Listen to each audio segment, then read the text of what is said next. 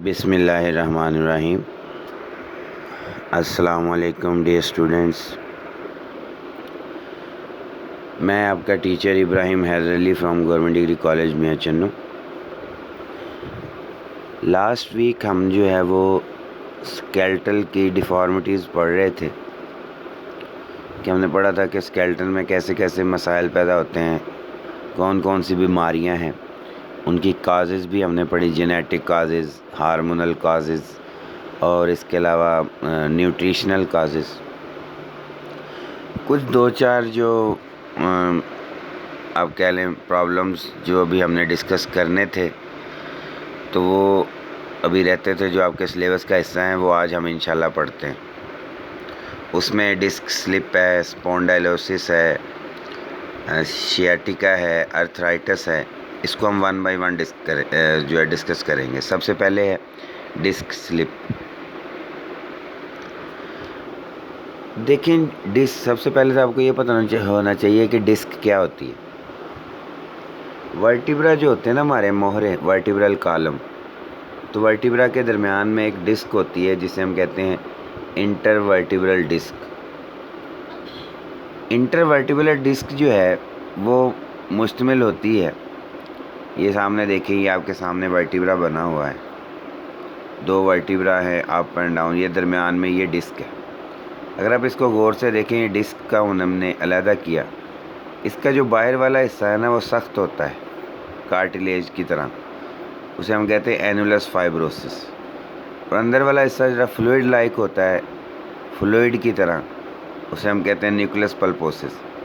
तो ये जो डिस्क है ना, ये ज़रा फ्लेक्सिबल है, इसमें थोड़ी सी लचक है, वो अंदर वाले हिस्से की वजह से, वो न्यूक्लियस पल्पोसिस की वजह से। ये समझ लें, ये जो डिस्क होती है ना, ये वर्टिब्रा के दरमियान में एक कुशन का काम करती है, एक पैड का काम करती है। हमारे जो वर्टिब्रल कॉलम में जो फ्लेक्सिबिलिटी है, हम उठते हैं, बैठते हैं, दौड़ते हैं, तो ये हमारे वर्टिब्रल कॉलम में जो फ्लेक्सिबिलिटी है वो इन्हीं डिस्क की वजह से। ये एक नहीं है, जहाँ जहाँ दो मोहरे हैं दरमियान में एक डिस्क होगी। तो 33 वर्टिब्रा है, तमाम वर्टिब्रा के दरमियान में डिस्क होती है, वो चाहे सर्विकल वर्टिब्रा हों, वो चाहे थोरेसिक वर्टिब्रा हों, वो चाहे लंबर वर्टिब्रा हों, तो उनके दरमियान में डिस्क है। और डिस्क जो है एक पैड की तरह है, एक कुशन की तरह है, बाहर वाला हिस्सा उसका कार्टिलेज पे मुश्तमिल है। यहाँ पे हम इसको रीड कर लेते हैं। The inner semi fluid nucleus pulposus जो रबड़ बाल का काम करता है, इसकी इलास्टिसिटी इसी वजह से है। और आउटर रिंग जो फाइब्रो कार्टिलेज का है उसे कहते हैं एनुलस फाइब्रोसिस। होता क्या है बाज़ औक़ात कि सीवियर और सडन फिज़िकल ट्रॉमा के, बहुत शदीद अचानक से कोई चोट लगती है हमारे वर्टिब्रल कॉलम में, या फिर हम कोई वज़नी चीज़ उठा रहे थे तो हम बेंड करते हैं, bending forward bye lifting a heavy object, तो उससे क्या होता है, हमारे मोहरे जो है उनके दरमियानी जो डिस्क है वो हिल जाती है, अपनी जगह से स्लिप हो जाती है। इसे कहते हैं हर्निएशन या डिस्क स्लिप। अब उससे होता कि उसके रीज़न्स क्या हैं, उसमें हमने पढ़ लिया कि हमारे जो कोई चोट लगने से या कोई हैवी ऑब्जेक्ट उठाने से तो ये डिस्क स्लिप होती है। अब ये आपके सामने ये देखें डायग्राम, ये नॉर्मल डिस्क है, ये आपके सामने, ये अंदर वाला हिस्सा न्यूक्लियस पल्पोसिस और ये बाहर वाला हिस्सा एनुलस फाइब्रोसिस। अब हर्निएशन की वजह से ये देखें क्या हुआ, ये डिस्क जो है या तो यहाँ से टूट गई है, इसका कार्टिलेज वाला हिस्सा, या एक तरफ को झुक गई है, जिसकी वजह से ये देखिए यहाँ से हमारा स्पाइनल कार्ड गुजर रहा है, स्पाइनल कार्ड की नर्व्स गुजर रही हैं। तो होता क्या है, डिस्क के स्लिप होने से ये जो स्पाइनल कार्ड की नर्व्स हैं ये डैमेज हो सकती हैं। तो herniated disc involves rupture of annulus fibrosis. जब डिस्क स्लिप होती है तो उसका जो एनुलस फाइब्रोसिस वाला हिस्सा है वो रप्चर हो जाता है, वो टूट जाता है, तो अंदर से न्यूक्लियस पल्पोसिस बाहर निकलना शुरू हो जाता है। तो प्रोट्रूजन ऑफ बाहर निकलना, स्पॉन्जी न्यूक्लियस पल्पोसिस, वो जो सॉफ्ट न्यूक्लियस पल्पोसिस है वो बाहर निकलता है। इफ़ प्रोट्रूजन, अगर बाहर निकलने से स्पाइनल कार्ड पे दबाव पड़े या किसी स्पाइनल नर्व पे दबाव पड़े तो वो जो स्पाइनल कार्ड है उसमें दबाव पड़ने की वजह से सीवियर पेन होता है, बहुत दर्द होता है। बाज़ औक़ात ये जो नर्वस स्ट्रक्चर है स्पाइनल कॉर्ड डिस्ट्रॉय हो जाता है या वो जो नर्व है वो डिस्ट्रॉय हो जाती है। फ़र्ज़ करें वो नर्व जो है डिस्ट्रॉय हो गई तो जिस्म के जिस हिस्से को वो नर्व ना जा रही होगी तो उस हिस्से को आप सेंस नहीं कर पाएंगे। ये उसी तरह समझ लें जैसे हमारे एक घर की एक वायरिंग होती है जिसमें इलेक्ट्रिसिटी की वायरिंग है पूरे घर में, तो किसी एक कमरे को अगर जो तार जा रही होती है वो तार डैमेज हो जाए तो उस कमरे को इलेक्ट्रिक सप्लाई बंद हो जाएगी, वो कमरा जो है बिल्कुल ही इलेक्ट्रिक बिजली से आप कह लें मुनक़ता हो जाएगा। सेम उसी तरह हमारा नर्वस सिस्टम है, नर्व्स के ज़रिए पूरे जिस्म में कनेक्शंस हैं। अगर कहीं से कोई नर्व डैमेज होती है तो जिस हिस्से को वो नर्व जा रही होती है वो हिस्सा यूज़लेस हो जाता है, उस हिस्से की सेंस ही ख़त्म हो जाती है। फ़र्ज़ करें वो नर्व जो है वो टांगों को जा रही थी, जो डिस्क स्लिप की वजह से डैमेज हो गई। वो जो नर्व है जो टांगों को जा रही है, नर्व ही डैमेज हो गई है, वो जो टांग है उसकी आप मूवमेंट नहीं कर पाएंगे, वो आपकी मर्ज़ी से आप उसको बेंड नहीं कर पाएंगे, चल नहीं पाएंगे क्योंकि वो नर्व डैमेज हो गई। तो डिस्क स्लिप का इलाज क्या है? इट डिपेंड्स अपॉन कि डिस्क किस तरह की डैमेज हुई है। अगर तो वो अपनी जगह से बस हिली है तो डिस्क स्लिप को हम बेड रेस्ट से लेट कर, डॉक्टर कहते हैं लेटें किसी सख्त जगह पे, 2-4 दिन लेटेंगे तो वो डिस्क अपनी जगह पे आना शुरू हो जाएगी। या कोई ट्रैक्शन लगा देते हैं, कोई सपोर्ट लगा देते हैं, कोई कमर के साथ कोई सपोर्ट लगा देते हैं ताकि कमर को ज़्यादा बेंड ना किया जाए और वो आहिस्ता आहिस्ता डिस्क अपनी जगह पे आ जाए। फिर पेन किलर्स भी यूज़ होते हैं। और अगर डिस्क ने ज़्यादा ही डिस्टर्ब किया है और वो डैमेज ही बहुत ज़्यादा हो गई है तो फिर उसको सर्जरी की जाती है, ऑपरेशन किया जाता है और उसको रिमूव कर दिया जाता है। तो डिस्क स्लिप जो है वो बेसिकली आपको बताया कि वर्टिब्रा के दरमियान में जो डिस्क है उसका अपनी जगह से मूव कर जाना, स्लिप हो जाना, उसकी बहुत सी रीज़न्स हैं।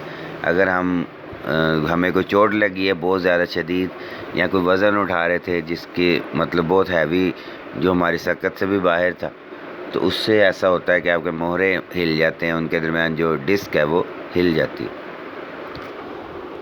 नेक्स्ट है स्पॉन्डाइलोसिस।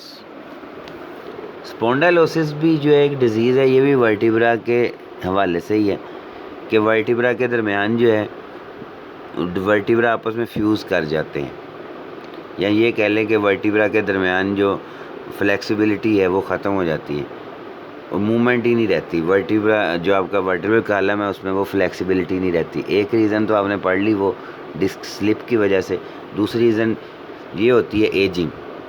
बुढ़ापे की वजह से क्या होता है वो जो वर्टिब्रा के दरमियान जो फ्लेक्सिबिलिटी है, अब यहाँ पे आप देखें डायग्राम में नॉर्मली हमारे ये गर्दन में जो वर्टिब्रा हैं इनके दरमियान डिस्क है और डिस्क अपनी प्रॉपरली प्लेस्ड है। लेकिन स्पॉन्डाइलोसिस में क्या हुआ है वो डिस्क या तो फूल गई है या फिर ये होता है वर्टिब्रा बाहर को निकल आए, बढ़ गए हैं, या डिस्क तंग हो गई है। तीनों सूरतों में क्या होगा कि वर्टिब्रा के दरमियान वो फ्लेक्सिबिलिटी नहीं रहेगी, वो मूवमेंट नहीं रहेगी जो नॉर्मल वर्टिब्रल कॉलम में होती है। तो it is a disease which causes immobility and fusion of vertebral joints.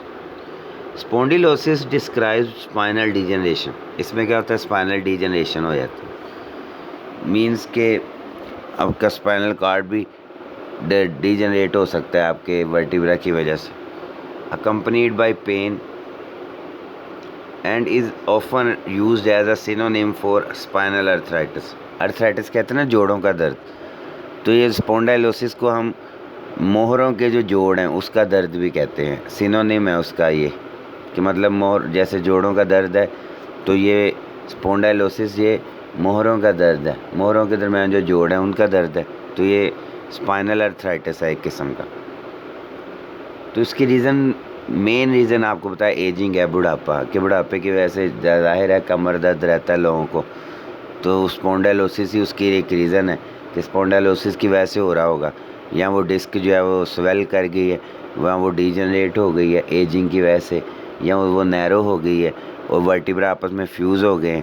आपको बताया पीछे डिस्क स्लिप में कि जो डिस्क है ये शॉक एब्जॉर्बर है, डिस्क फ्लेक्सिबिलिटी प्रोवाइड करती है। जब डिस्क ही नहीं, वो जो डिस्क स्लिप था वो तो चोट लगने की वजह से हुआ। ये वाला जो डिस्क का डैमेज हो जाना है या डिस्क का नैरो हो जाना है या डिस्क में स्वेलिंग हो जाना है, ये एजिंग की वजह इसका फैक्टर है। तो उसकी वजह से भी फिर आपके वर्टेब्रल कॉलम में वो फ्लेक्सिबिलिटी नहीं रहती, तो इसे कहते हैं स्पॉन्डाइलोसिस। फिर नेक्स्ट है शियाटिका। ये जो हमारी स्पाइनल कार्ड है ना, इससे एक नर्व हमारी टांगों को आ रही है जिसे हम कहते हैं सियाटिक नर्व। ये हमारी टांगों में दाखिल हो।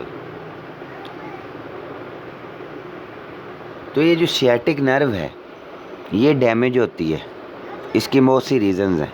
एक रीज़न तो वही है डिस्क स्लिप, कि डिस्क जब अपनी जगह से स्लिप हुई तो उसकी वजह से सियाटिक नर्व डैमेज हो गई, या कोई आपको चोट लग गई बहुत शदीद, आप गिरे, आपके पेल्विस हिस्से में, आपके बटक वाले हिस्से में चोट लग गई। या फिर तीसरी रीज़न ये हो सकती है इंजेक्शन। अगर प्रॉपर इंजेक्शन नहीं लगा, आपके बटक में इंजेक्शन लगना था तो वो इंजेक्शन लगाने वाला नाअहल था, उसको इतना एक्सपीरियंस नहीं था, तो उसने इंजेक्शन आपके जो है वो ब्लड वेसल में लगाने के बजाय, मसल्स में लगाने के बजाय नर्व में लगा दिया, नर्व डैमेज हो गए। तो इसमें होता क्या है, स्टैबिंग पेन, बहुत ही चुभन वाला दर्द होता है सियाटिक नर्व के पूरे हिस्से में। देखे ना, इन्होंने पूरी टांग को रेड कर दिया कि पूरे इस टांग में दर्द हो रहा है क्योंकि सियाटिक नर्व डैमेज होती। It is due to injury to proximal sciatic nerve. या तो नर्व में कोई इंजरी हुई विच माइट फॉलो, या तो गिरने की वजह से या हर्निएटेड डिस्क की वजह से, कि डिस्क अपनी जगह पे स्लिप हुई, नर्व इंजर हो गई। या फिर क्या है, improper administration of an injection into the buttock, कि अगर प्रॉपरली इंजेक्शन नहीं लगा, इम्प्रॉपर हो गया, मतलब कि जहाँ लगना चाहिए था, अगर वो मसल में लगना चाहिए था तो वो लग गया नर्व में, तो नर्व डैमेज हो गई। बाज़ औक़ात तो क्या होता है, नर्व डैमेज होती है तो फिर नर्व की आगे ब्रांचेज़ हैं। ये अगर आप डायग्राम में देखें, ये नर्व की आगे शाखें हैं। कोई शाख जो है वो इस मसल को जा रही है, कोई नीचे वाले हिस्से को जा रही है, कोई फुट को जा रही है। तो जब नर्व डैमेज होती है तो फिर हमारे टांग में कोई ना कोई मसाइल पैदा होते हैं। हो सकता है हमारे पैर वाली मूवमेंट ना हो सकता है हम अपनी टांग को बेंड ना कर सकते हो। तो ये कौन सी मूवमेंट रुकेगी, ये डिपेंड करता है कि कौन सी ब्रांच डैमेज हुई है। अगर तो पूरी सियाटिक नर्व ही कट गई है तो फिर तो पूरी टांग की मूवमेंट रुक जाएगी। अगर कोई एक शाख कट हुई है तो फिर जिस हिस्से को वो शाख जा रही होती है उस हिस्से की मूवमेंट रुकती है। तो नंबर ऑफ प्रॉब्लम्स हैं, it depends upon the type branch of the sciatic nerve damage, कि कौन सी ब्रांच जो है वो सियाटिक नर्व की डैमेज हुई है। प्रिसाइजली जब हम बताएंगे तो फिर ही हम बताएंगे कि कौन सा हिस्सा उसकी मूवमेंट रुकेगी। उन्होंने लिखा है, this may result in a number of lower limb impairment depending upon the precise nerve root injured. Sciatic जो इंजरी है उसकी रिकवरी बड़ी स्लो है, मुकम्मल भी नहीं होती कि आप कहें कि पहले जैसा माहौल दोबारा बन जाएगा, पहले जैसा उस मूवमेंट होने लग जाएगी।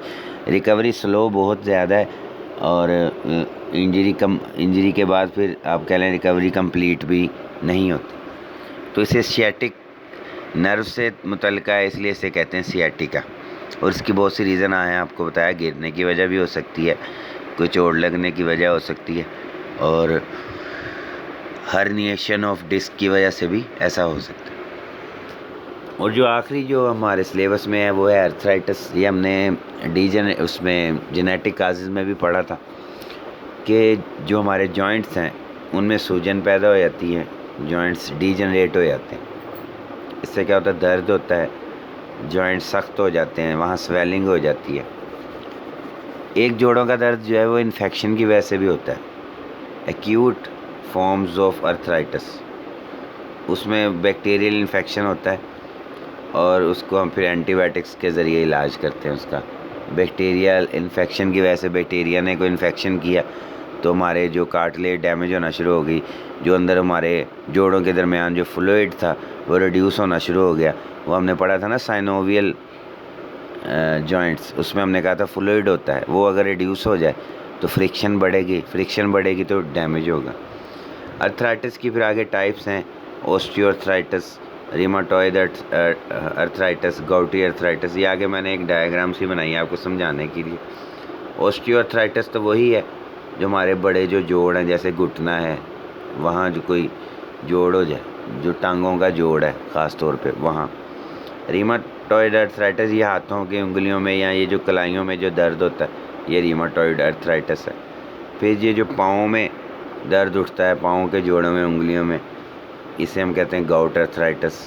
फिर एक और है सोरियाटिक अर्थराइटिस, ये जो कोहनी में जोड़ में दर्द होती है, इसे कहते हैं सोरियाटिक अर्थराइटिस। और अगर बचपन में ही बच्चों में ही जोड़ों के दर्द शुरू हो गया है, उसे हम कहते हैं जुवेनाइल अर्थराइटिस। तो अर्थराइटिस की मुख्तलिफ टाइप्स हैं।